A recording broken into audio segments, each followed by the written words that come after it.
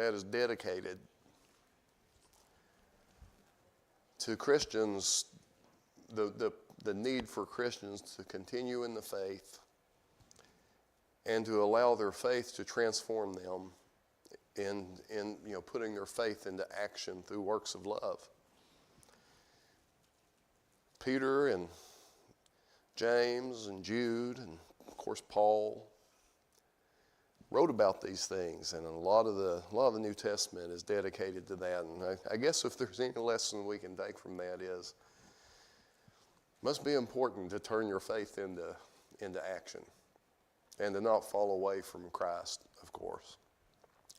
As we move into 2 Corinthians 8 here, the title of this section that we've made it to is the gift of proof of love. Now, he's been talking last week. Titus had traveled up to Corinth and come back, and Titus brought Paul a good report, said that, well, the Corinthians received what would have been your second letter, what we call 1 Corinthians. Paul was concerned that their feelings might have gotten hurt, and maybe it done more damage than it did good. And Titus came back and said, no, they received it well, and they welcomed me. And Paul's happy, and he's sending Titus back. And then Paul started talking about how he's wanting them to put together a collection for the needy saints in Jerusalem, which we talked about is a little bit of a tightrope for Paul to walk, because particularly in Corinth, he didn't take any money to preach, but there was people there taking money to preach, and somehow that turned into some sort of criticism of Paul. So while he's not taking money to do the work, he is collecting for the needy saints, and you all should be able to see how that could cause some issues with credibility. But anyway.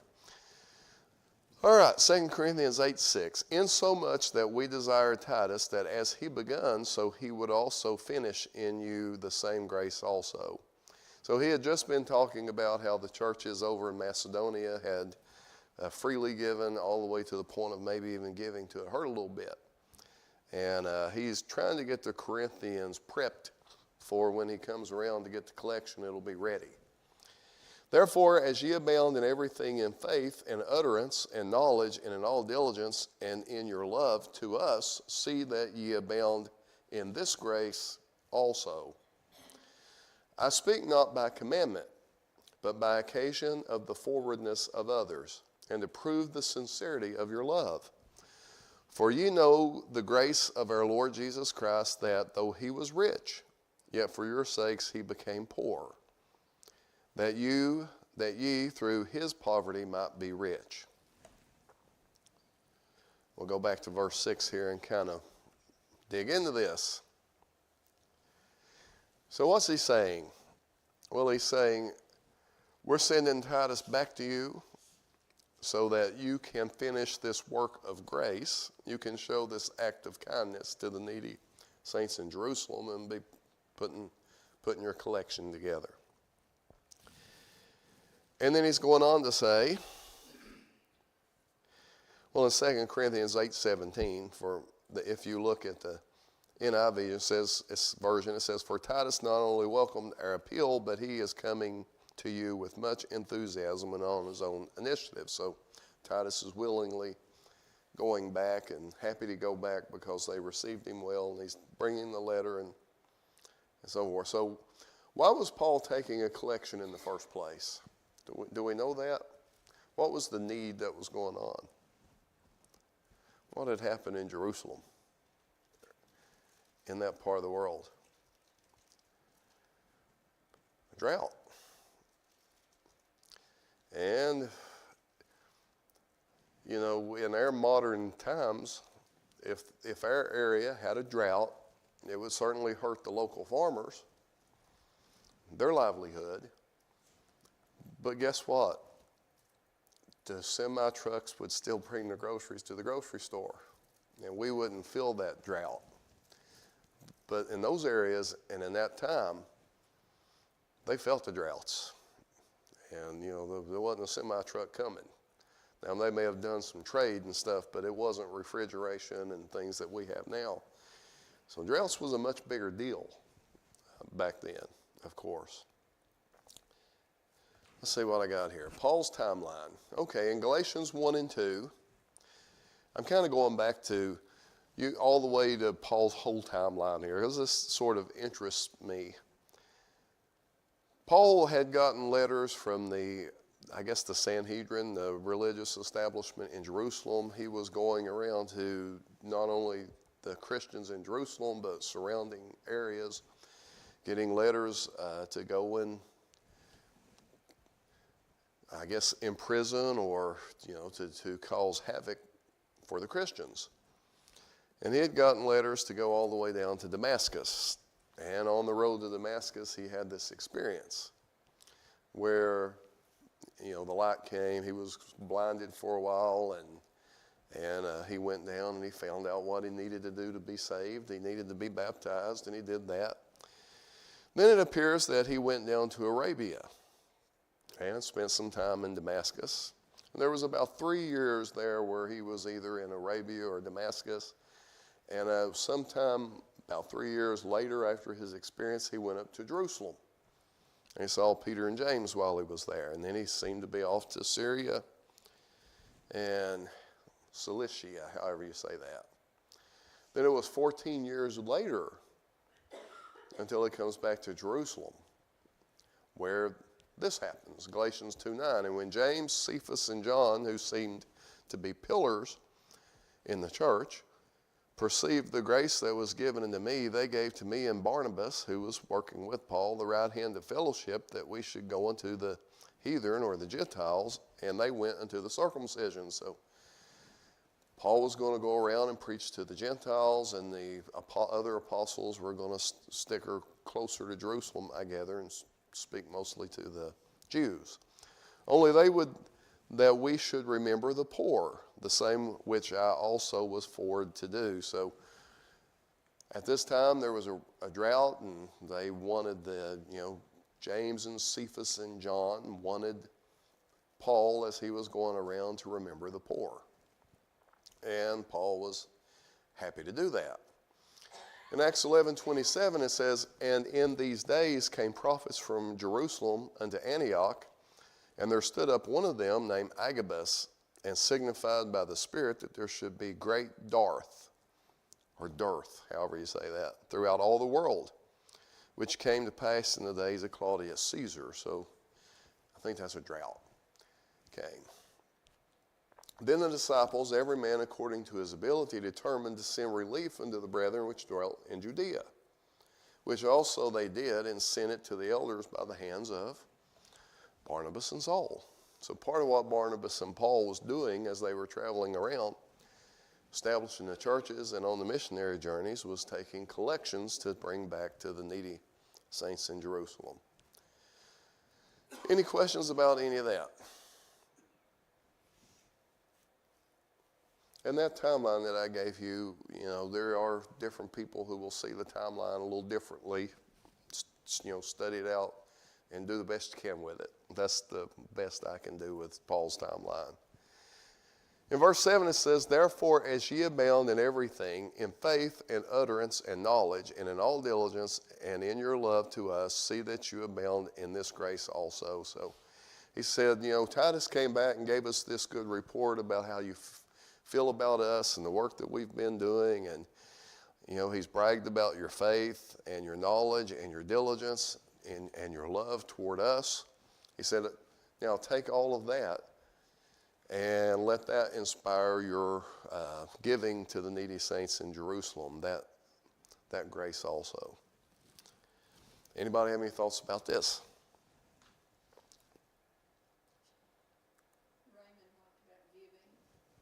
More blessed to give than to receive. Yeah, that's I don't know, how old do you have to be before you start understanding that? It is, I don't know at what point in my life that, that happened, but, I don't know I don't know the perspective of a woman, because I'm not one, but I know the perspective of a man and a father, and at some point, fathers, it's almost all about giving. And I was thinking today about, people ask me what I want for Christmas, and I don't know what to tell them. It's like I'm so used to just working and giving that I don't even know what to ask for myself. It's just about taking care of other people. And maybe that's the way it's supposed to be. It's like he said, most time we just go, we need something, we go get it. We do. We're really blessed in that regard. I guess we sometimes take for granted. We get so accustomed to and comfortable with our present lifestyle that we forget, man, we've got it better than most of the world. And, well, we got things to pout about. Boy, it's small in comparison to what most people have to worry about. So sometimes you do need to stop and count your blessings and remember you got it pretty good. All right, number 7, verse 7. Therefore, as ye abound in everything, in faith and utterance and knowledge. Okay, that you abound in. So he's saying, in other words, we need you to help the Jerusalem churches out financially because they're struggling right now. All right, verse 8. I speak not by commandment, but by occasion of forwardness of others, and to prove the sincerity of your love. So he says, I can't exactly command you to do this, but I'm asking you as from the point of love to do it. Now, what was the second great commandment? Well, the first was to love God with all your heart and soul, and the second one was to love your neighbor as yourself. And when Jesus was confronted about, well, who's your neighbor? Who was your neighbor? What parable did he give to explain who your neighbor was? Which one? The Samaritan. So in conclusion, your neighbor was the person that is the person that's in need is your neighbor. And the churches, the people in Jerusalem were in need. And, as a body of Christians, helping those who are in need fulfills that royal law, as James would put it in his letter that he wrote. If you're reading the Daily Bible, we just read James either yesterday or today, James and Peter. I don't usually read on Saturday. I catch up on Sunday. Saturday I take off and I double up on my reading on Sunday. So I know it was Peter and James that was over the last couple of days. But so fulfilling that great commandment of loving others. So prove the sincerity of your love. I don't know if I pulled this verse in, and I don't know where it is, so I shouldn't bring it up if I can't say where it's at. But somebody can look it up, that the only thing that really counts is your faith, which works by love. As faith is important, like Brother Raymond was saying today, but it's a faith that transitions into action. And, he said I think he stopped short of saying even the demons believe and they tremble. They have faith, they have belief, but, they're trembling because they know they're in the wrong and they know Jesus is real and they know judgment is coming. But it's more than faith. And that's what I was getting at when I was saying earlier, there's almost all of the New Testament, the epistles part anyway of the New Testament, there's so much of the New Testament in these epistles that's dedicated to putting your faith into action, by letting your faith transform you from being someone that's focused on the world to being someone that's focused on spiritual things, and to putting your faith into action through love. I mean, that's a lot of the theme of these letters. And it seems to me if that's not necessary, man, they sure wasted a lot of the space in the New Testament to spin their wheels talking about something that so many people today considers unimportant or unnecessary. And I'm not one to pick on anybody. What I'm getting at is, I grew up in a church that taught once you're saved, you're always saved. There's nothing expected beyond that. And if that's true, there's an awful lot of wasted space in the New Testament talking about something that's not important. So anyway, anybody have any thoughts about any of that? So the best I can tell, he's saying, I'm not commanding you to do this, so it's a local choice of your congregation if you're going to help the other churches, but he's saying we want to test your sincerity, and he's been setting up this, he done set it up what we were covering last week. Well, the churches in Macedonia did this, so he's using a little reverse psychology on them that they sure put together a good contribution, and he's planting the seed for them. You should probably do that too. Verse 9 says, "For ye know the grace of our Lord Jesus Christ, that though he was rich, for your sakes he became poor, that you through his poverty might be rich." Okay, so what might he be alluding to here?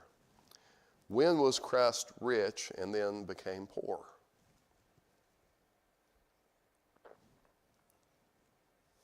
I got my idea of what it means. Anybody else got an idea? When he was in heaven, and then he chose to come to this earth. He chose to follow through with his Father's plan. We know that Christ in some form was with God from the beginning, and the plan that God had for the salvation of humanity was from the beginning. And there came a point in time when, Christ had to choose to come to this earth and to follow his Father's plan all the way to the point of death. And when he came to this earth, comparably to when he was in heaven, he was poor. He lost all that spiritual wealth that he had to come into this material world. But because he did that, because he chose to come and to live the humble life as a man, a perfect man, insofar as he didn't break any of the laws of the Old Testament, and he took the punishment we deserved on himself, becoming the perfect sacrifice, and he conquered death to give us the hope that we can conquer death.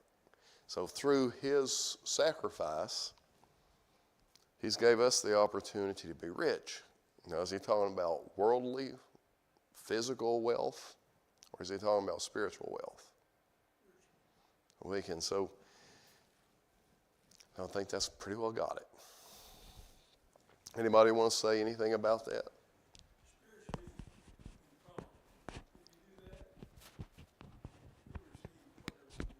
Yeah. It always struck me when his disciples asked him how to pray. Jesus said, give us this day our daily bread. As far as I can tell, that's about the only thing he mentions much about material stuff as far as Christianity goes, your daily bread. The emphasis wasn't on the material, is what I'm getting at. The emphasis was on the spiritual. Okay, we'll read a few more verses here. Beginning in verse 10, "And herein I give my advice, for this is expedient for you, who have begun before not only to do, but also to be for it a year ago. Now therefore perform the doing of it, that as there was a readiness to will, so there may be a performance also out of that which ye have. For if there be first a willing mind, it is accepted according to that a man hath, and not according to that he hath not. For I mean not that other men be eased, and ye be burdened, but be an equality, that now at this time your abundance may be a supply for their want, that their abundance also may be a supply for your want, that there may be equality. As it is written, he that hath gathered much hath nothing over, and he that hath gathered little hath no lack. All right. So the King James Version, makes this difficult to follow. I could have probably pulled in the NIV and it would have been a little easier, but we'll work our way through this. Again, he's talking about giving. "Hereby I have this advice that is expedient for you, who have begun before not only to do, but also to be for it a year ago." So for some time they've understood that there's this request to put money together for the needy saints. And they have responded at some point in an affirmative way, "We will do this." So Paul's saying you have acknowledged a willingness to do this. Now you need to put that willingness that you have expressed into action. So a year ago you said you were happy to give. So despite their problems that Corinth had, which they had a number of them, they had at least promised to be generous. So we can give them that. Now, therefore, perform the doing of it. Okay, well, you've said you'll do it. You've put the words out there. But now you got to do it. That as there was a readiness to will, or as you all were willing to do it, you expressed a willingness to do it, so there may be a performance also out of what you have. So you said you were willing to do it, now perform it. Do it out of the abundance that you have. So go through with it. Are we getting the gist of this? Am I hitting pretty close to what he's getting at? So just like a year ago, be willing to give again. So either they collected some a year ago or they said they was willing to. Something happened a year ago that demonstrated their willingness to be a part of this. For if there be first a willing mind, it is accepted according to that a man hath, and not according that he hath not. So willing mind, so if we're going to do a good deed, it is accepted if it comes willingly. This is a kind of a contrasting ideal to what you can see the difference between the New and the Old Testament in this statement. So many people was keeping the old law because it was written in stone, and you did it because it was something that you needed to check off the list. Now the new law, you keep the new law because it's written on your heart, not because it's written on stone. You keep the new law because you're wanting to please God. You keep the new law because you have a willing heart. You keep the new law because you have a willing mind. You don't live under a law where you have to do it. You live under a law where you want to do it. So, if I understand the divisions of the Bible correctly, in the patriarchal age, there wasn't the written law. That happened in the time of Moses.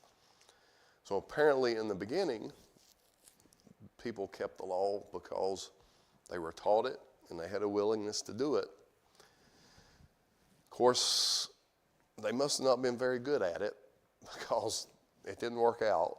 It failed, and God had to put a new system in place. And then the law wasn't good enough, so then came Christ and the Christian age, the law of love that we have on our heart. But we're kind of swung back to the ideal of what God had in mind, I think, from the beginning, that we do his will because we want to. I always wondered why God put a temptation in the Garden of Eden in the first place. Why was the tree of the knowledge of good and evil even there? As far as I can tell, that was the only thing that Adam and Eve was asked not to do. He gave them one thing. And if they chose to do it, they were choosing rebellion. And if they chose to do it, they were choosing to put their fleshly desire over God's spiritual desire. He gave them free will in the Garden of Eden, and at least one opportunity to exercise their free will to be rebels. Why? Why didn't he just make them automatic? No temptation, no way to fail. Choice is still here today. For whatever reason, it was important to God that we have choice. And we still have it. Unfortunately, because of the choice that people have, there's so many people in the world that choose wrong. And when they choose wrong, it creates a lot of collateral damage. And innocent people get hurt from a lot of that collateral damage. So there are a lot of unfortunate things that happen in this world that we have to endure because of other people's bad choices. And of course, when Adam and Eve committed sin, they brought death and sickness into the world. And we die, but of course there was only Adam and Eve. And if God hadn't given them the ability to reproduce, the human race would have ended when they died. So, the human race was permitted to continue. But we're living in this world now that's not the garden. You know, we're living in a world full of people who make bad choices, and where death and sickness is a part of it. So there's challenges we face, and there's many opportunities for us to choose. I don't know how I got going down that rabbit hole from this, but there I went. Anybody have any thoughts about any of this? Let me get back on track here. You were talking about, part of their obedience in the old law, I guess, or disobedience, was probably a spirit of fear, because you could see a lot of times when somebody disobeyed, they would struck down immediately.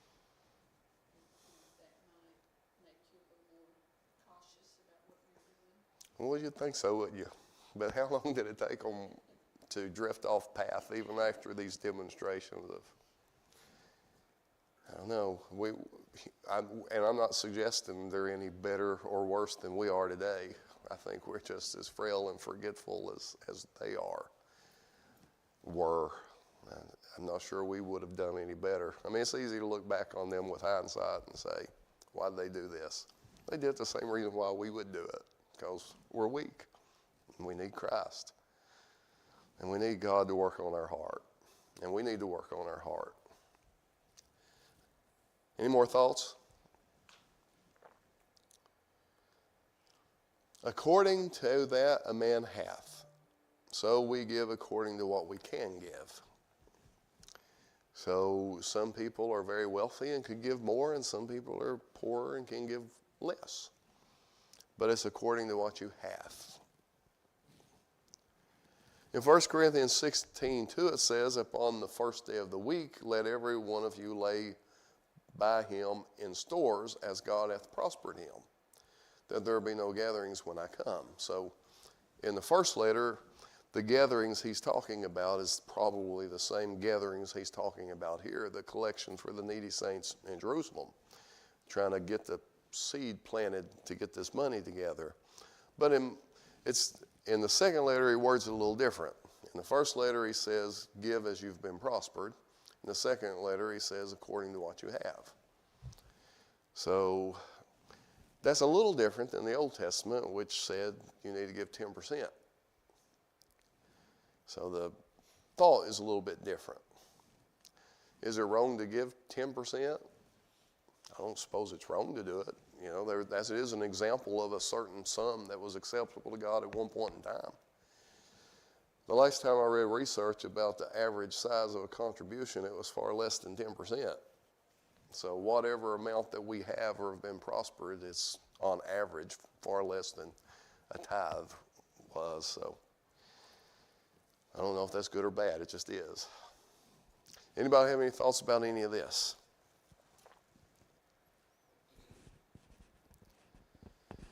In verse 13, for I mean that other men be eased and ye be burdened. He's saying, my goal's not here for you all to give to the point that you suffer for their relief. He's saying, give what you can. Don't put yourself, I mean, it's okay to give until it hurts a little bit, but don't give to the point you can't make your house payment and feed your kids and whatever. You still got to meet your obligations. But if you've been blessed with rain and prosperity while they've been going through a time of drought, well, you can send them and ease their burden. And as he will say in a few minutes, maybe the next time the drought will be in your part of the world and they'll have prosperity and they can ease your burden.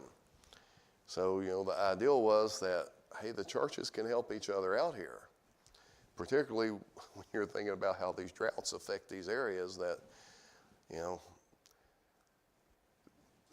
I guess it would be unlikely that the drought would affect the whole area of Asia and Eastern Asia and Europe, where the church was spreading all at one time. So there would be some that would have a time of prosperity and some that would be struggling. If everybody would work together, you can kind of overcome this challenge. Those groups, they struggle as human beings. We can go just across the Tennessee border. There was an English colony that one for all for one. More successful one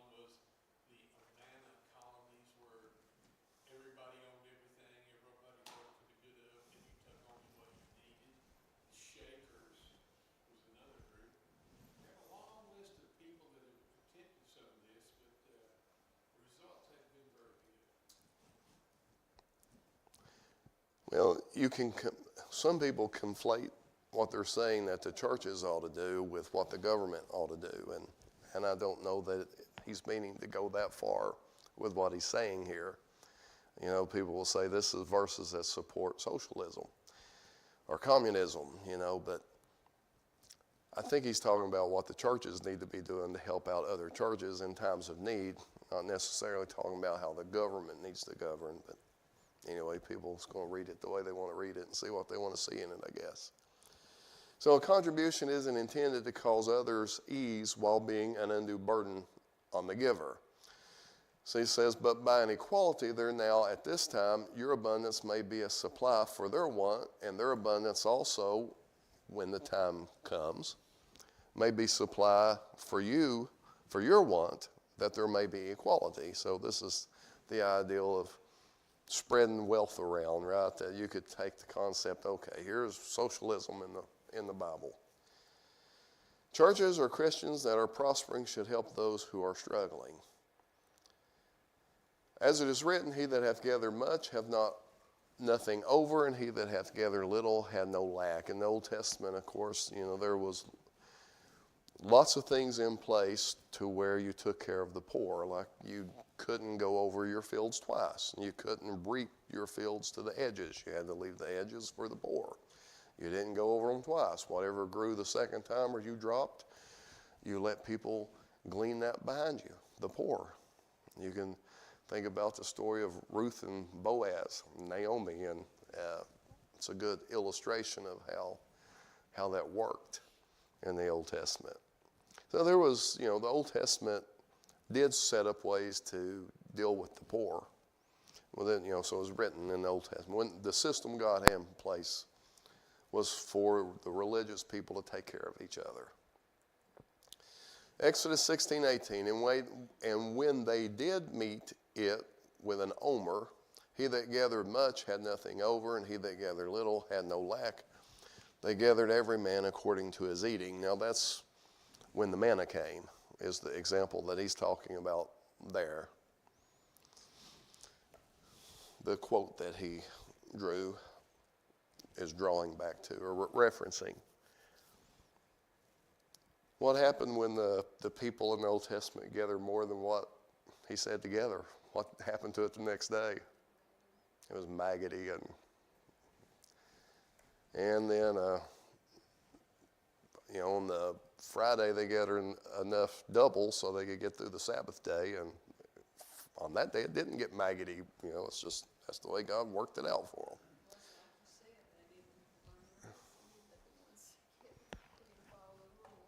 Follow the rules. All right, we got about 10 till here. It's probably not enough time to get into another section. Junior, you back there? You want to read the buzzer? I think I can see him in that room. Maybe I can't. Maybe he's in the bathroom. Is there anybody in class? I don't know. Maybe there's... Well, we'll ring it anyway. If there is, we'll draw them out.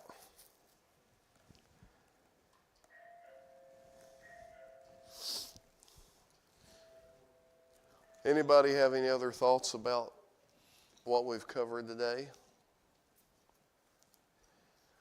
Sometimes when I'm putting these lessons together, my mind goes down a lot more rabbit holes. And I don't know, 2 Corinthians here is a little, I don't know, I guess a little more direct. I can't find as many rabbit holes to go down. But that's okay. We're learning their lessons that it's good to help out other churches that are in need. We still do that today from time to time. We're helping out a church over in India right now, sending them money to buy Bibles, and they send me emails of handing them out and baptizing people, and it's a pretty neat thing to see. So he sends me several pictures a week of what they're doing with it. So kind of neat to see. That's a part of the world that's thirsty for the gospel right now.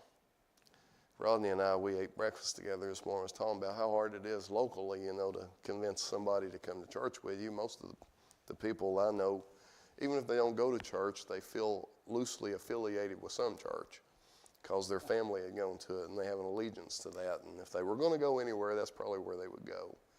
So to get them to come someplace different is a challenge. It's also, you know, from one church to the other, beliefs are a little bit different. And if you feel like, hey, somebody else's belief is challenging our family tradition, that's tough too. You know, nobody wants to believe that mom or dad or grandma might have had something a little off. We don't want to believe that. They don't want to believe it. I'm not arrogant enough to think I have it all figured out. I keep studying. Okay. Anybody have anything else to say? Does anybody want to volunteer for the closing prayer? Dan, go ahead, sir. Our Father who art in heaven, hallowed be thy name. We come to you to close this service on the first day of the week. Our Heavenly Father, thanking you for the opportunity to gather here one with another. We pray that the things that we have done and said, these prayers that we have offered up, have fallen on strong ground and will grow. We feel that we have strengthened our faith, and we pray for those that are not able to be with us, that they will be able to come and meet with us soon. Be with those that we made mention of as sick and afflicted. Give them strength